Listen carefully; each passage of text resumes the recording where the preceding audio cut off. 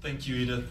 It's a real pleasure to be here and to welcome you in my role as Dean. I'm especially proud when I'm at an event like this one, and I see all of our area study centers and international studies center collaborating because the college is home for helping to provide this kind of outreach across the entire university.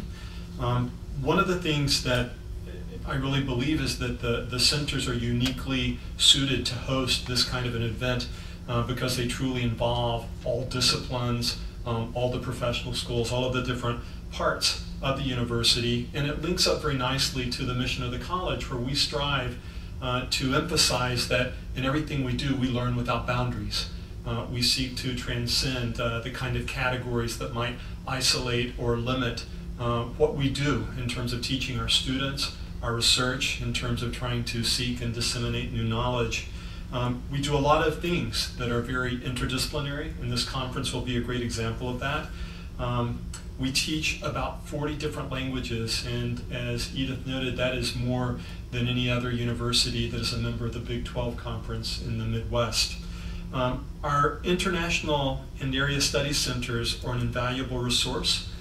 They bring together researchers with funding from the federal government. They help us do things that as a public university we could not do alone. And it's a true mark of distinction to have them hosting this kind of a conference. I was asked specifically as a Latin American to think about something I could say in terms of the Cold War and where you're going in terms of this conference. And in terms of my own research, there's an excellent linkage here.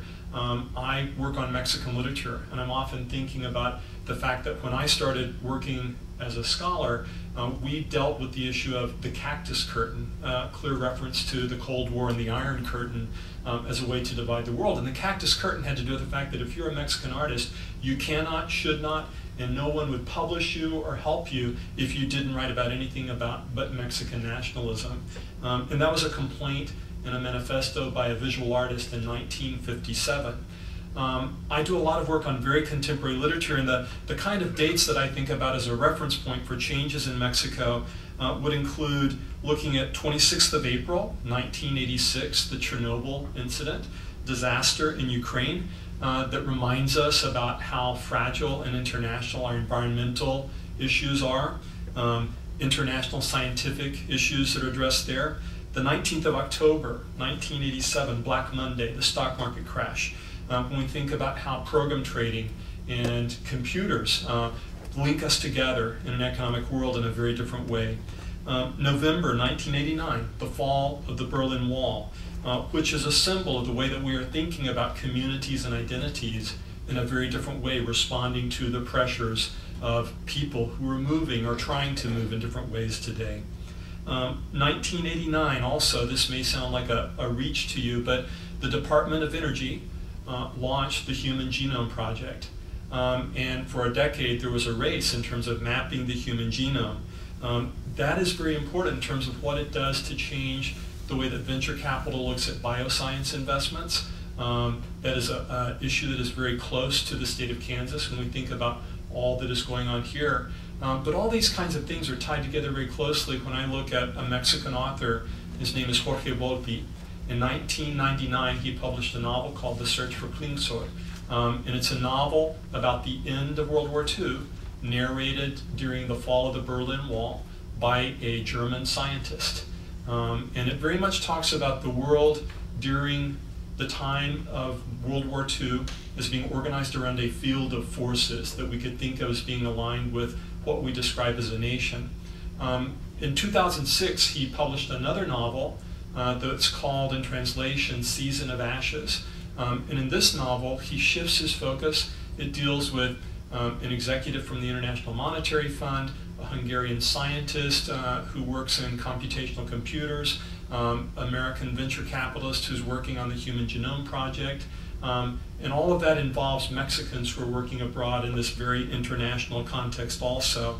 And that is the world in which in 1988, to give you one more date, Mexico elected the last president who was a member of the state ruling party. So these changes in the nation, the way that Mexicans think about changes, are very linked to the very issues that you are talking about.